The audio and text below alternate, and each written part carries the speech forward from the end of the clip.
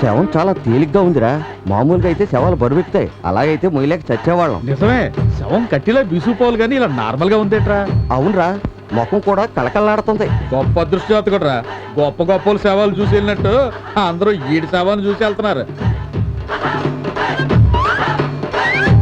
Sir ఇది మోసం sir, అన్యాయం సార్. డెడ్ బాడీని శ్మశానానికి తీసుకెళ్ళలేకుండా రూమ్ తీసుకొచ్చారు. నా డెడ్ బాడీ నాకు ఇచ్చాను సార్, మీకు దండం పెడతాను.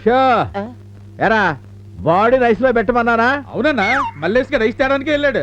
సరే గాని హనుమంతు గారు మందు తేవడానికి వెళ్ళాడు. మీరు వెళ్ళి అందరికి వేడి వేడి బిర్యానీ పట్టరండి. మన పిక్చర్ హౌస్ఫుల్ అయింది కదా, ఫుల్ గా మందు కొడదాం.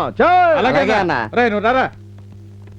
ఏంట్రా నీకు అలా ఇప్పుడు చెప్పు. ఆ శవాన్ని ఎక్కువ రోజులు ఉంచితే కుళ్ళిపోతుంది. ఎంత డేటర్ మనోడైనా కంపెనీ కంట్రోల్ చేయడం కష్టం.